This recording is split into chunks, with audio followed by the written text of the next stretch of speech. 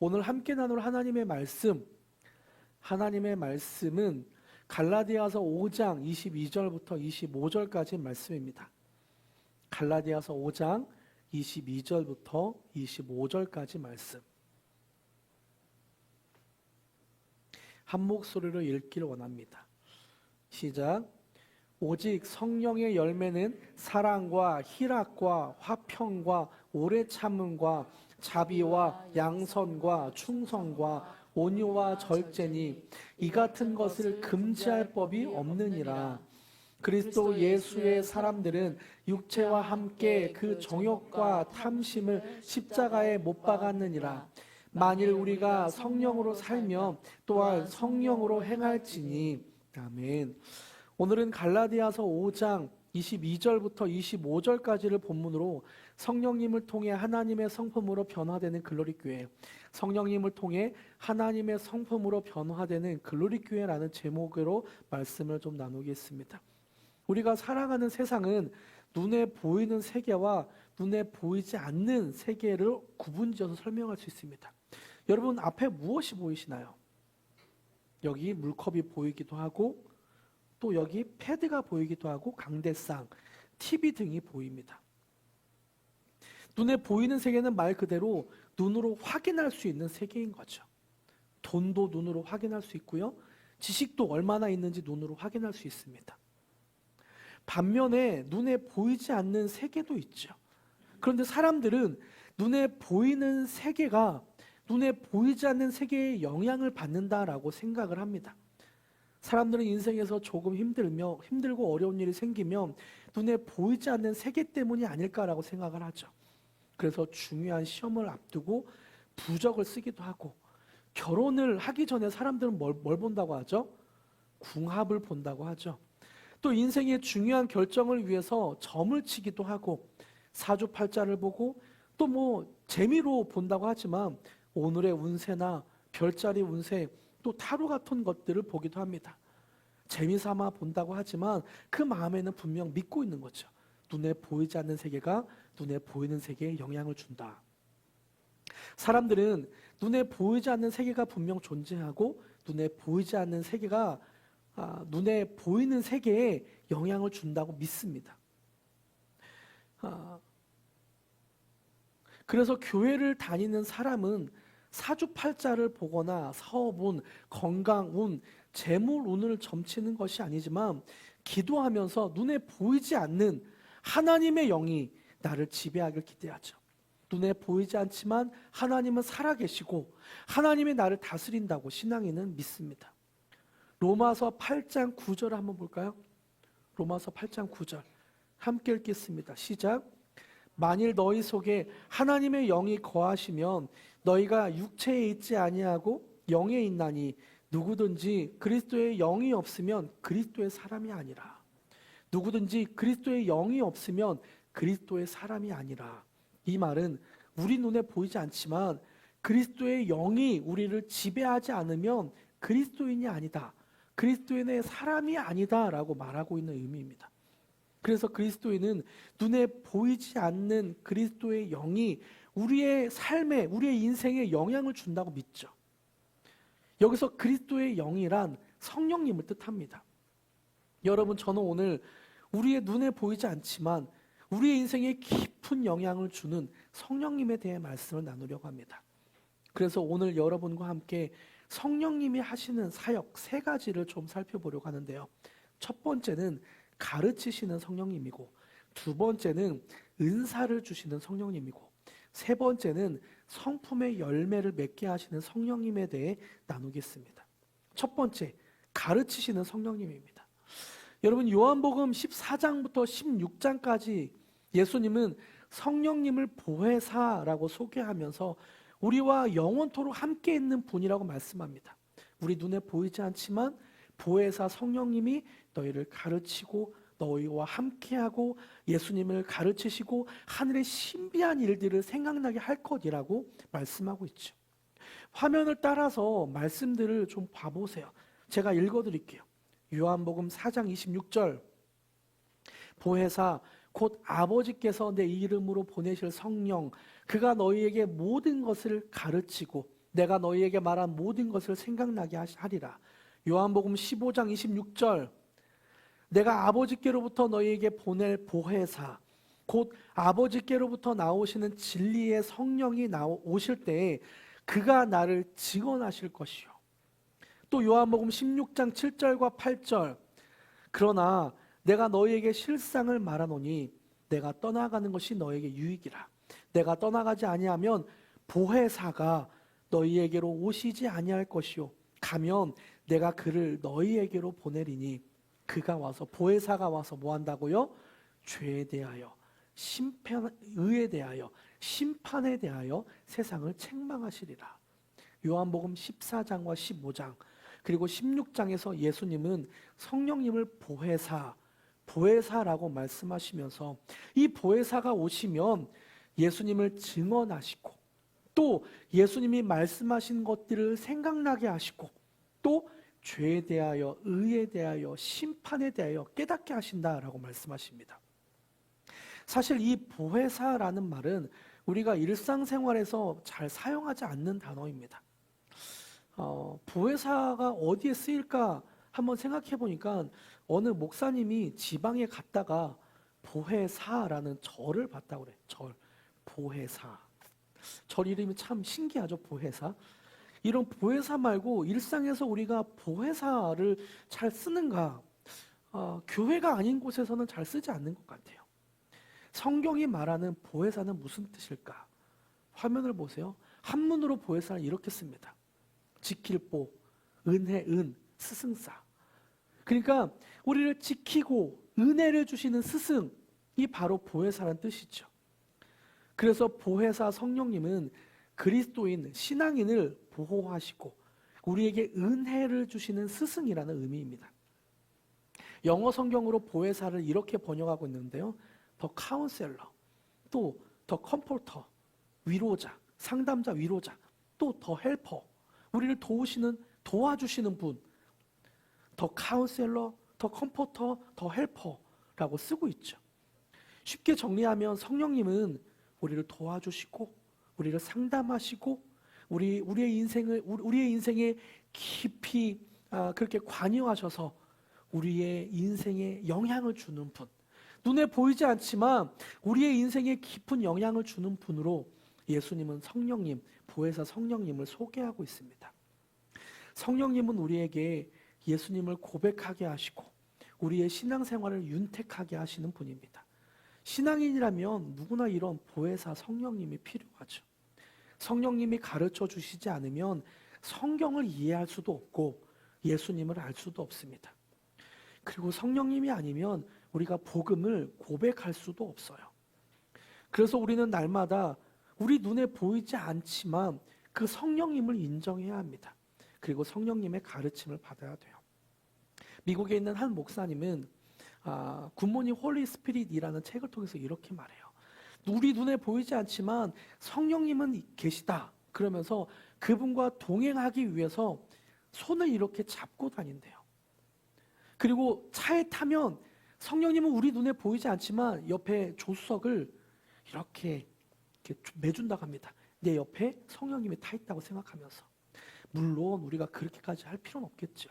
하지만 우리가 매 일상생활을 살아가면서 성령님이 내 인생에 관여하고 있다, 성령님이 나와 함께하고 있다는 것을 계속 인지하고 그 성령님께 묻는 것은 굉장히 중요합니다.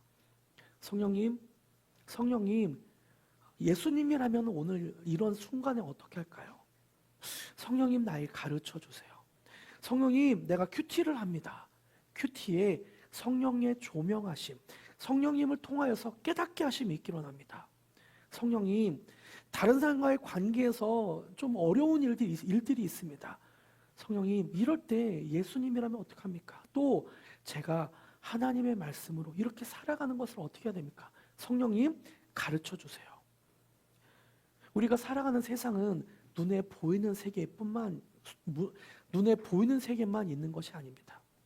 눈에 보이는 것이 중요하다고 말은 하지만 우리가 믿는 것은 눈에 보이지 않는 세계가 분명 있고 눈에 보이지 않는 세계가 우리에게 영향을 준다고 믿죠. 사람들은 눈에 보이는 것을 중요하게 말합니다. 눈에 보이는 돈, 지식, 귀에 들리는 사람들의 말이 중요하다고 합니다. 하지만 신앙인은 눈에 보이지 않지만 성령님이 하나님의 뜻을 알려주시고 예수님의 복음대로 살게 해주신다고 믿죠. 여러분, 매 순간 성령님이 우리에게 가르쳐 주시길 소망하십시오. 그리고 매 순간 성령님과 함께 성령님을 인지하며 의지하며 그렇게 하루하루 살아갑시다. 할렐루야. 그리고 우리 눈에 보이지 않는 성령님은 우리에게 어떤 일을 행하시는가? 두 번째 성령님은 은사를 주시는 분입니다. 여러분, 은사가 무엇입니까? 은사는 어떤 영적인 현상, 우리의 이성으로는 해석될 수 없는 영적인 현상이 일어나는 거로 생각하면 됩니다. 우리가 이해할 수 없는 방언을 말하게 되거나 되거나 병원에서는 고칠 수 없다, 또는 우리가 이성으로는 해결할 수 없는 병이 갑자기 낫게 된다거나 아니면 하나님의 마음으로 예언을 하게 된다는 것, 이것을 은사라고 말하죠. 고린도전서 13장 7절부터 11절까지 은사의 종류를 설명하고 있습니다. 어떤 은사가 있는지 한번 좀 보세요. 고린도전서 13장 7절부터 11절까지입니다. 제가 읽어드릴게요. 각 사람에게 성령을 나타내심은 유익하게 하려 하심이라.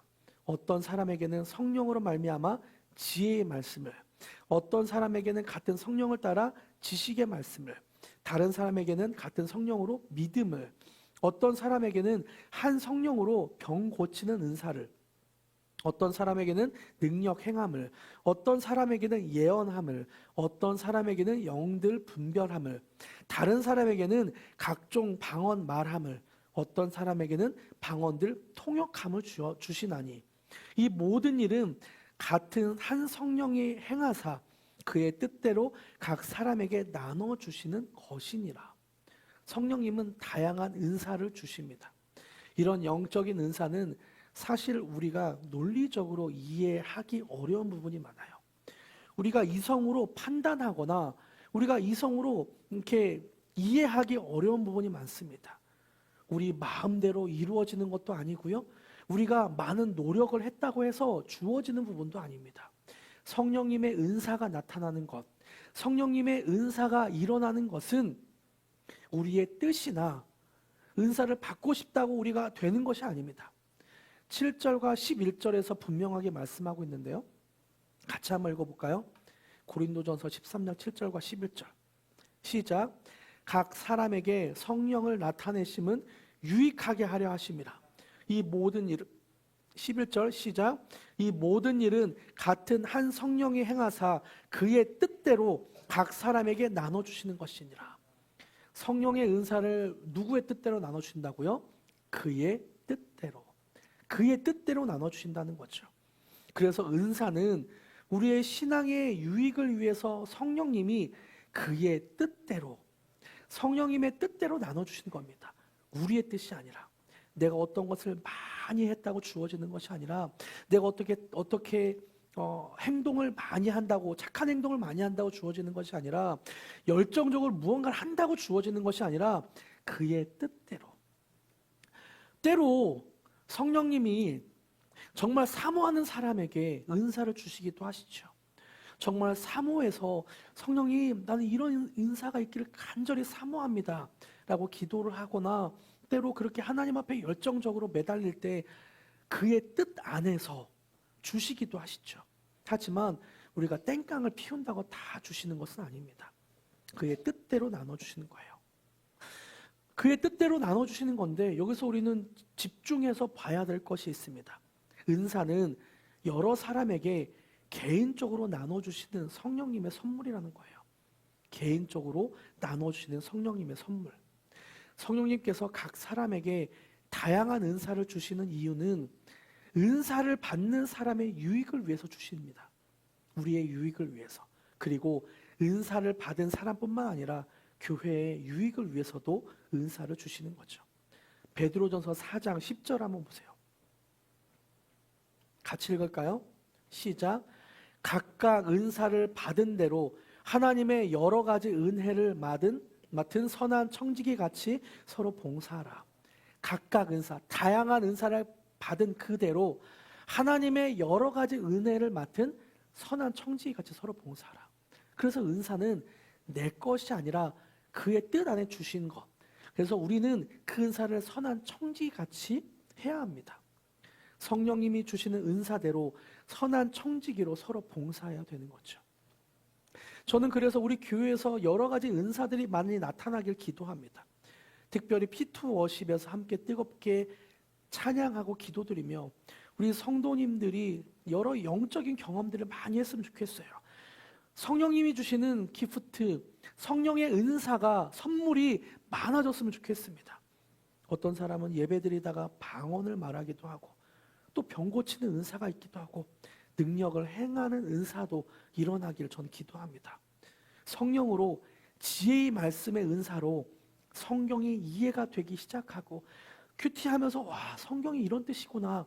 지혜의 말씀의 은사가 이해가 되고 다른 사람들에게 성경은 이런 거야 라고 알려줄 수도 있고 또 다른 사람에겐 성경 지식의 말씀의 은사를 통해서 세상의 이치가 깨달아지는 거예요. 아, 하나님이 세상을 이렇게 창조하셨구나. 세상의 통찰력을 갖고 세상이 이해되기 시작하는 겁니다. 그래서 다른 사람들에게 서로 봉사하는 거죠. 당신 사업하는데 이렇게 말고 내 생각에는 하나님이 주신 마음으로는 이렇게 하면 어떨까요? 지식의 은사로 그렇게 가르쳐 주는 거죠. 세상의 이치를 많이 깨닫고 서로 봉사하는 일이 있기를 기도합니다. 이렇게 영적인 은사를 사모하며 서로 봉사할 때 우리가 한 교회로 지어져 갈 것을 저는 믿습니다. 그런데요, 때로 이렇게 눈에 보이지 않는 영적인 은사를 가지고 교회를 섬기는 것이 아니라 선한 청지기로 교회를 섬기는 것이 아니라 그 은사가 내 것이라고 생각하고 은사는 내 거야. 그래서 다른 사람들을 조종하거나 통제하려는 모습을 교회에서 은사받은 사람들 중에 왕왕 보게 됩니다. 그래서 사회적으로 심각한 문제를 일으키기도 하죠. 성령의 은사로 지혜와 지식의 말씀을 가르쳐 준다고 하면서 어떤 금전적인 것이나 돈이나 또 성적인 범죄를 일으키기도 합니다. 또 사람을 정서적인 학대를 일삼기도 하죠. 내가 깨달은 게 맞아. 내 말이 정답이야. 지식의 말씀, 지혜의 말씀의 은사를 받은 사람이 다른 사람 너는 틀렸고 내가 다 맞아. 그래서 다른 사람을 그렇게 가스라이팅하면서 자기 주도적으로 생각을 못하게 하는 경우도 있습니다. 영적인 은사를 가진 사람이 다른 사람에게 선한 청지기로 내 것이 아니라 하나님께서 하신 것입니다. 그래서 당신이 그렇게 생각하고 성령님 안에서 당신도 기도해 보십시오라고 하는 것이 아니라 너는 내 말만 들어야 돼 라고 하면서 누구를 만나지 마라. 어느 장소에는 가지 마라. 내 말만 들어야 된다. 라고 다른 사람들을 통제하고 지배하려고 하기도 합니다. 이런 사람들은 사실 교회 밖에서 쉽게 볼 수 있죠. 사람의 인격을 무시하고 가스라이팅하는 무당의 모습입니다. 무당들이 이렇게 말하죠. 물가에 다니지 마. 귀인을 만나려면 동쪽으로 가. 누구와는 동업하지 마. 당신 이번에는 시험이 잘 안 될 거야. 그런데 내 말을 들어. 내가 부적을 써줄 테니까 이 부적이 얼마야? 비싸. 이걸 들어. 구술을 해야 돼. 너 나한테 와서 기도받아야 돼. 이런 것은 무당이 하는 겁니다.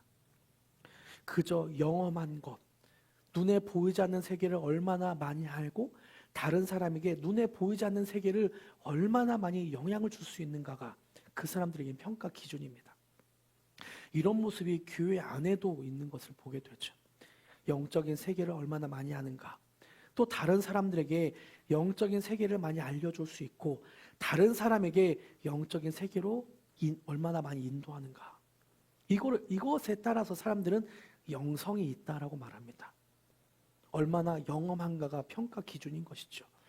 프란시스 셰퍼라는 목사님은 이런 사람들은 조금 어려운 말로 기독교적 플라톤주의라고 말합니다. 기독교적 플라톤주의. 신약 성경에서는 교회를 공격하는 이단이 바로 플라톤주의였어요. 바로 영은 선하고 육은 악하다고 말했던 서신서에 나오는 이단입니다. 영은 선하고 육은 악하다. 그래서 영적인 것들을 내가 많이 알아. 내가 많이 알기 때문에 너에게 많이 알려줄게. 너에게 눈에 보이지 않는 세계에 대해서 많이 알려주고 너희가 경험하게 해줄게. 그러면서 가스라이팅하는 기독교적 플라톤주의. 신약에서는 이단이라고 말하죠. 이렇게 보이지 않는 영적인 세계를 보여준다며 이상하게 사역하는 몇몇 분들 때문에 오늘날 한국교회에서 영적인 사역을 한다고 하면 선입견이 생기게 되는 이유이기도 합니다. 예언사역, 치유사역, 성령사역, 영성사역, 기름부음사역 등등등 이런 사역들을 한다고 하면 사람들을 가스라이팅하고 또 이단적인 가르침을 주었기 때문에 한국교회에서는 눈에 보이지 않는 영적인 사역을 많이 조심하죠. 그래서 우리는 성령 충만한 사역자를 평가할 때 영험한 것으로 기준 삼으면 위험합니다. 얼마나 나에게 눈에 보이지 않는 영적인 세계를, 신비한 세계를 경험하게 해줄 것인가, 나에게 얼마나 영적인 세계를 알려줄 것인가, 그것으로 그 사람을 평가하면 위험합니다. 그러면 우리는 성령 충만한 사람, 정말 성령의 사람을 어떤 기준으로 평가할 수 있을까? 오늘 본문인 갈라디아서 5장 22절과 23절에서 소개합니다. 정말 성령의 사람을 분별할 수 있는 그 방법, 저 사람이 성령 충만한 사람인지 성령의 사람인지 분별할 수 있는 방법, 갈라디아서 5장 22절과 23절입니다. 함께 읽겠습니다. 시작. 오직 성령의 열매는 사랑과 희락과 화평과 오래 참음과 자비와 양선과 충성과 온유와 절제니 이 같은 것을 금지할 법이 없느니라. 아멘. 우리 눈에 보이지 않는 성령님이 우리에게 하시는 일을 열매 맺는 것, 오직 성령의 열매는 이라고 하면서 열매 맺는 것이라고 말씀합니다. 그래서 성령님이 우리에게 하시는 역할 세 번째입니다. 하시는 일 세 번째, 성령님은 성품의 열매를 맺게 하십니다. 22절, 오직 성령의 열매는, 여기서 말씀하시는 열매라는 단어는 성경에서 굉장히 중요한 개념이에요. 이 열매라는 단어가 성경에 여러 번 쓰였는데요, 예수님은 이 열매라는 단어를 어떻게 쓰셨는지 한번 보세요. 마태복음 3장 8절 같이 한번 읽어볼까요? 시작. 그러므로 회개에 합당한 열매를 맺고, 회개했으면 그 회개에 합당한 행동을 해라, 그걸 열매라고 말씀하고 있습니다. 또 요한복음 15장 5절 시작. 나는 포도나무요 너희는 가지라, 그가 내 안에 내가 그 안에 거하면 사람이 열매를 많이 맺나니 나를 떠나서는 너희가 아무것도 할 수 없습니다. 우리가 예수님 안에 있으면 열매를 많이 맺게 된다. 어떤 열매를 맺게 된다. 영적인 열매를 맺게 된다라고 예수님은 말씀하고 있죠. 이외에도 성경 여러 곳곳에서 열매를 통해 영적인 개념을 설명하는 구절들이 많이 있습니다. 여기서 중요한 것은 하나님은 우리의 영적인 상태를 표현할 때, 우리의 영적인 상태가 좋다 안 좋다로 평가할 때 그 사람이 얼마나 화려한 꽃을 피웠는지, 아니면 그 사람이 얼마나 풍성한 가지가 있는지로 말씀하지 않았다는 거예요. 그 사람이 맺고 있는 열매로 그 사람을 평가하신다고 하죠. 하나님은 그 사람이 얼마나 영험한지로, 그 사람이 얼마나 많은 지식을 갖고 있는지, 얼마나 영험한지로 판단하지 않으십니다. 얼마나 성령의 열매로 맺고 있는지로 평가하시죠. 마태복음 7장 15절부터 19절까지에서는 예수님이 사람의 영적 상태를 열매를 통해 알 수 있다고 말씀하십니다. 사람의 영적인 상태를 열매를 통해 알 수 있다. 마태복음 7장 15절부터 19절까지 같이 읽어볼까요? 시작. 거짓 선지자들을 삼가라. 양의 옷을 입고 너희에게 나아오나 속에는 노략질하는 일이라. 그들의 열매로 그들을 알지니 가시나무에서 포도를 또는 엉겅퀴에서 무화과를 따겠느냐. 이와 같이 좋은 나무마다 아름다운 열매를 맺고 못된 나무가 나쁜 열매를 맺나니 좋은 나무가 나쁜 열매를 맺을 수 없고 못된 나무가 아름다운 열매를 맺을 수 없느니라. 아름다운 열매를 맺지 아니하는 나무마다 찍혀 불에 던지니라. 그리고 나서 결론으로 20절에 예수님이 말씀합니다. 같이 한번 또박또 읽어볼까요? 시작. 이러므로 그들의 열매를 그들의 알리라. 그들의 열매로 그들을 알리라. 여러분, 우리가 성령의 사람인가 아닌가를 하나님은 성령의 열매를 통해 알게 될 것이라고 말씀하십니다. 그래서 우리는 눈에 보이지 않는 영적인 세계를 평가하는 기준이 영험한 것이 아니어야 되죠. 얼마나 영적인 능력이 있는가, 또 사람들에게 눈에 보이지 않는 세계를 알려줄 수 있는가, 사람들에게 눈에 보이지 않는 신비한 세계를 경험하게 하는가가 성령의 사람인가 아닌가의 기준이 아닙니다. 성령의 열매로 우리는 분별할 수 있어야 합니다. 그럼 성령의 열매는 무엇인가요? 성령의 열매. 오늘 본문을 다시 한번 읽어볼까요? 성령의 열매. 22절과 23절 시작. 오직 성령의 열매는 사랑과 희락과 화평과 오래 참음과 자비와 양선과 충성과 온유와 절제니 이 같은 것을 금지할 법이 없느니라. 성령의 열매가 뭐라고요? 9가지인데요. 사랑, 희락, 화평, 오래 참음, 자비, 양선, 충성, 온유, 절제. 이렇게 9가지라고 합니다. 이것은 사실은 사람의 성품과 관계된 거죠. 이렇게 사랑이 많고 희락이 많고 화평하고 오래 참고 자비, 양선, 충성, 온유하고 절제한 사람을 우리는 인격이 좋다, 성품이 좋다라고 표현을 합니다. 그래서 보이지 않는 성령님을 믿고 살아가는 사람은 내가 어떤 영적인 현상을 많이 경험했습니다, 당신에게 영적인 경험을 하게 해주겠습니다가 아니라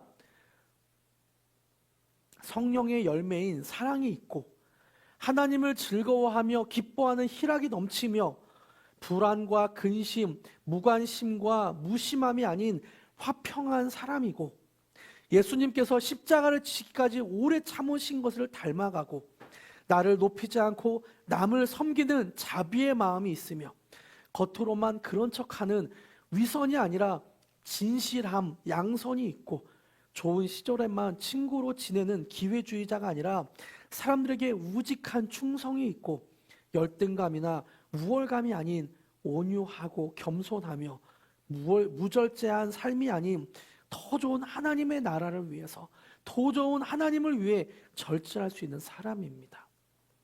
이런 성령의 성품이 날마다 우리 안에 맺혀지길 축복합니다. 성령의 성품, 성령의 인격이 우리 안에 있길 축복합니다. 우리의 마음을 열어 성령님이 일하시길 그렇게 바라봅시다. 그리고 매일매일 성령님을 의지하면서 다른 사람이 나에게 화내게 할 때 성령님 나를 다스려 주시옵소서, 성령님 나를 다스려 주시옵소서 그러면서 화평이 넘치고 마음에 진실함, 양선이 있고 다른 사람에게 충성할 수 있는 충성이 있고 성령의 열매가 우리의 삶에 점점 나타나는 저와 여러분이 되길 축복합니다. 할렐루야. 말씀을 맺겠습니다. 우리 교회는 2022년 10월에 개척이 되었습니다.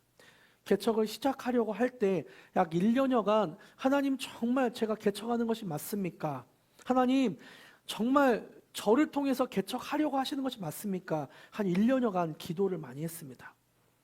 그러면서 제가 이런 기도를 했습니다. 하나님, 세상에 더군다나 한국 땅에 교회가 이렇게 많은데 수많은 교회가 있는데 제가 또 다른 교회를 또 개척해야 됩니까? 너무 힘들 것이라고 예상이 되어서 하나님, 제가 왜 개척을 해야 됩니까? 정말 하나님의 부르심이라면 제가 하나님의 뜻 안에 왜 개척해야 되는지 그 이유를 알려주세요. 그런 기도를 했습니다. 너무 힘들 것이 예상되기 때문에 그런 기도를 한 것이죠. 근데 이런 기도가 바뀌어서 제가 이렇게 기도하고 있더라고요. 하나님, 저를 통해서 세우고 싶은 교회는 무엇입니까? 하나님, 저를 통해서 이 땅에 한국 교회에, 한국 땅에 세우고 싶은 교회의 모습은 어떤 모습입니까? 그렇게 기도를 계속했습니다. 그러면서 마음속에 하나하나 떠오르는 생각들이 있더라고요. 그때 제 마음에 떠오르는 질문 한 가지. 구약에서 제사를 또 신약에서 예배를 왜 드렸을까? 이것에 대한 오랜 고민과 기도에 대한 응답으로 1월 5일에 예배를 통해 하나님을 경험하는 글로리 교회라는 제목으로 말씀을 드렸습니다. 예배를 통해 하나님을 경험한 글로리 교회. 매년 1월 첫 주에는 예배를 통해 하나님을 경험하는 글로리 교회라는 제목으로 말씀을 드리려고 해요. 혹시 조금 더 우리 교회를 이해하고 싶으신 분들은 2023년도 1월 말씀을 좀 들어주시면 좋을 것 같아요. 짧게 소개하면 구약의 제사는 하나님의 백성의 죄를 사하고 마지막에는 지성소에 있는 하나님의 임재를 경험하는 것이 목적이었습니다. 우리가 1년에 100번이 넘는 예배를 드리지만 영이신 하나님을 경험하면 우리의 생각이 달라지고 가치관이 달라지고 말과 행동이 달라지게 됩니다. 그리고 우리의 예배에서는 거룩하시다, 선하고 자비하심이 영원하시다 하나님을 선포하면서 하나님이 어떤 분인지 우리가 경험하면서 알아가게 될 거예요. 그래서 교회를 다니면서 가장 중요한 것이 무엇인가? 예배마다 영이신 하나님을 경험하는 것입니다. 그리고 개척을 시작할 때 저는 사역을 통해 하나님이 이루고 싶은 것이 무엇인가를 굉장히 궁금해하면서 기도를 많이 했습니다. 제가 사역을 청년 때부터 교회 사역을 하고 또 전도사로 목사로 사역을 하면서 저는 궁금증이 많았거든요. 이것이 하나님의 사역인가? 이것이 하나님의 교회를 세우는 사역인가? 그러면서 과도기가 좀 많았습니다. 이런 사역이면 난 하지 않을 거야. 이런 게 그리스도의 사역이면, 하나님의 사역이면 내가 하지 않을 거야. 그러면서 사역을 그만두고 싶었던 적도 굉장히 많고요. 그런 과도기와 고민이 많았습니다. 그리고 그 고민과 기도 끝에 하나님이 주신 답들을 가지고 1월 12일 사역을 통해 예수님까지 자라는 글로리 교회라는 제목으로 말씀을 나눴죠. 교회 봉사, 사역을 하는 이유는 어떤 프로젝트를 성공시키기 위해서나 사람들이 교회에 많이 오게 하기 위해서, 교회 성장을 위해서 마케팅 전략을 잘 짜는 방법이 사역의 모토가 아닙니다. 서로 생각이 다르고 가치관이 맞지 않는 사람들이 모여서 하나님의 마음을 중심으로 선발이 척척 맞아가는 것, 이렇게 해서 각자가 예수님까지 자라가게 하는 것이 사역을 하는 이유인 거죠. 저는 이어서 계속 기도했습니다. 하나님, 저를 통해 세우고 싶은 하나님의 교회는 어떤 모습입니까? 제 마음에 그런 질문이 생겼습니다. 진정한 영성이 무엇일까? 세상에, 한국에는 영성이 있다, 기름 부음 사역한다, 이런 사람들이 굉장히 많은데 영성이란 무엇일까? 그러면서 제 삶을 보니까 제가 20살 때 예수님을 인격적으로 만나고, 그리고 기도원에서 그렇게 지냈던 적도 있거든요. 몇 달 동안 기도원에서 먹고 자면서 때로 금식하면서 기도원에서 눈만 뜨면 기도하고 예배인도 하면서 그렇게 지냈던 적도 있습니다. 그 기도원에서 기도를 많이 하라고 해서 신학교 4학년 때였는데요. 일주일에 한 번은 철야 기도를 하고 아침 9시부터 12시까지 그렇게 사역을 하면서 기도를 많이 했던 적도 있습니다. 그 기도를 하면서 좀 이상한 부분들도 있더라고요. 또 영성 사역을 하신다는 분, 기름 부음 사역을 하신다는 분들을 저도 많이 만나봤거든요. 많이 만나봤지만 이건 아닌 것 같은데, 하나님의 사역이, 하나님의 영성이 이런 건 아닌 것 같은데, 그러면서 기도하면서 하나님이 저에게 주셨던 마음은, 성령의 나타남은 어떤 눈에 보이지 않는 세계를 많이 나타낸다고 해서 그것이 성령의 사람은 아닌 거구나. 성령의 열매로 그 사람을 분별할 수 있겠다. 건강한 영성은 분명 그 열매로 나타납니다. 사랑, 희락, 화평, 오래 참음, 자비, 양선, 충성, 온유와 절제. 그러면서 우리 교회가 중요하게 생각할 것, 우리 교회는 방언을 말하기도 하고 예언의 은사가 많이 일어났으면 좋겠고, 병 고치는 은사도 있었으면 좋겠고, 지혜의 말씀이 있는 사람도 많이 있었으면 좋겠고, 지식의 말씀으로 세상의 통찰력을 갖고 세상을 많이 깨달은 사람도 있으면 좋겠다.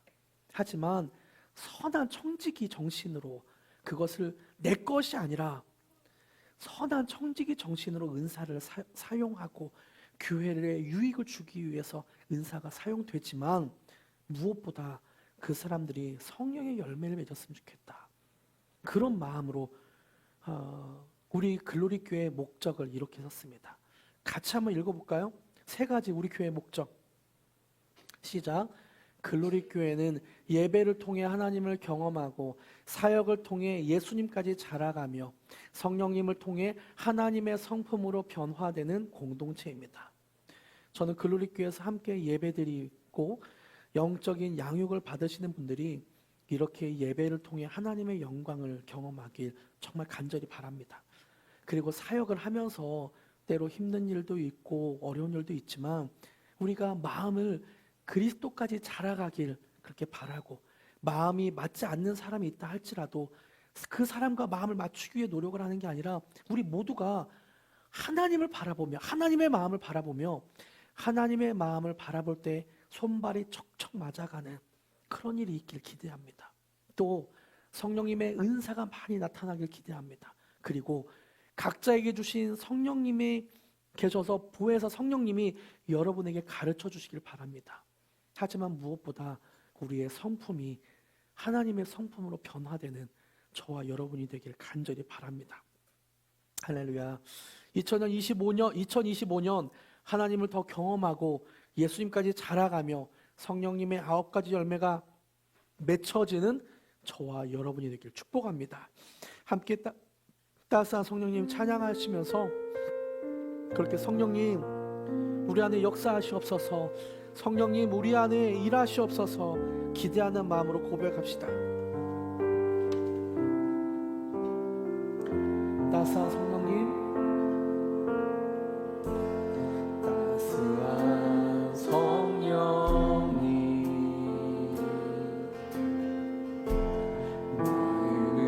마음으로 내 몸을 감싸며 주어지는 평안함 만족함을 느끼네. 다시 한번 따스한 성령님, 따스한 성령님 마음으로 내 몸을 감싸며 주어지는 평안함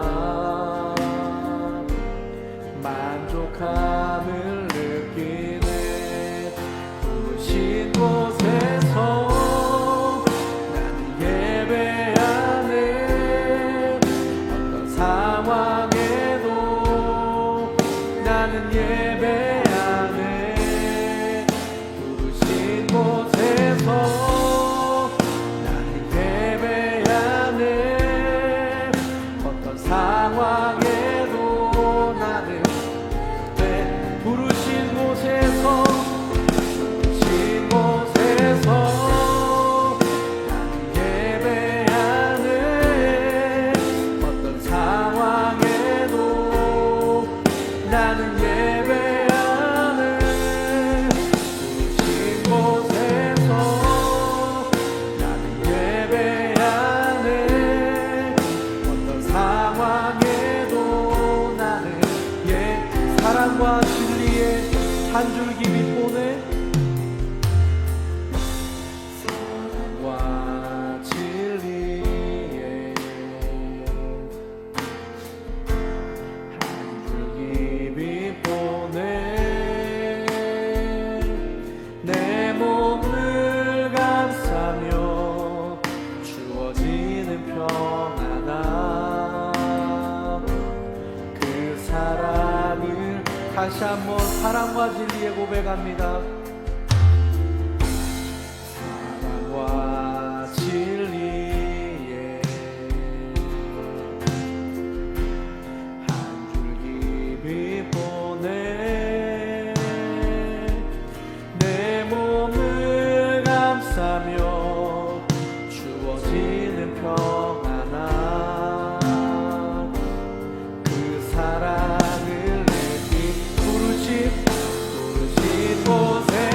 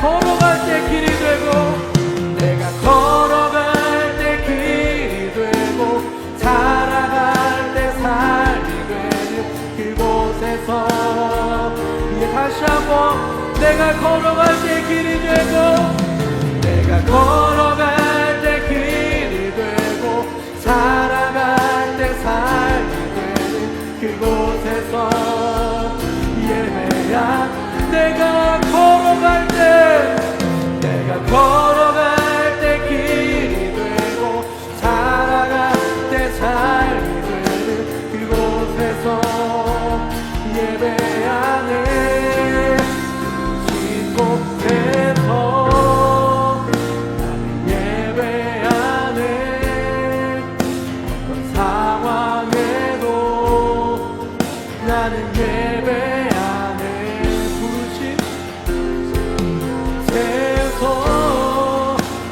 예배하네 어떤 상황에도 나는 예배 부르신 곳에서 나는 예배하네 어떤 상황에도 나는 예배하네 부르신 곳에서 나는 예배하네 어떤 상황에도 나는 예배하네 같이 한번 기도하기로 합니다. 하나님 부르신 곳에서 내가 주님을 예배합니다. 오늘 예배드릴 때 성령 하나님이 우리를 다스려 주시옵소서. 사랑과 진리의 성령님, 따스한 성령님 우리를 포근하게 안아주시고 우리가 성령으로 충만하게 되게 하여 주시옵소서. 이 시간 성령님을 경험하기로 합니다. 그렇게 함께 좀 기도하며 나아가기로 합니다. 함께 기도하시겠습니다. 성령님 우리가 주님을 의지합니다. 성령 하나님을 이 시간 충만하게 간절히 소망합니다. 기도합니다. 주님 우리 안에 더 일어나게 하여 주시옵소서. 성령의 역사가 불붙듯 더 일어나게 하여 주시옵소서.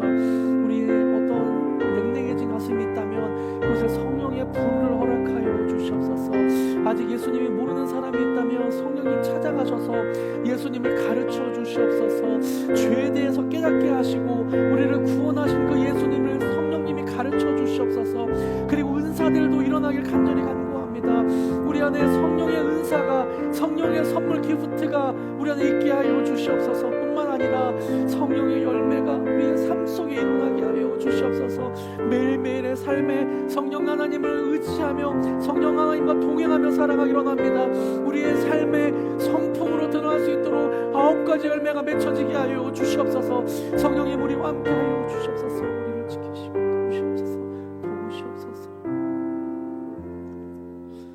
성령님, 성령 하나님 우리를 도우시옵소서. 보혜사 성령님 우리를 가르쳐 주시옵소서. 성령님 우리 안에 은사가 더 부릴 듯 일어나게 하여 주시옵소서. 성령의 기프트 은사를 허락하여 주시옵소서. 뿐만 아니라 내일부터 하루하루 한 시간 한 시간 살아가는 동안 성령님이 우리와 함께 하시고 우리가 성령님을 의지하며 의존하며 그렇게 동행할 때 우리가 우리의 삶의 9가지 열매가 맺혀지도록 주님 함께하여 주시옵소서. 우리의 삶에 우리가 막막할 때 우리를 가르쳐 주시고 삶의 어떤 열매들이 맺혀지게 하시고 사람과의 관계에서도 성령님의 열매가 맺혀지게 하시고 모든 삶의 영역에서 그 열매가 맺혀지게 하여 주시옵소서. 그렇게 하실 주님을 찬양하며 예수님의 이름으로 기도드립니다.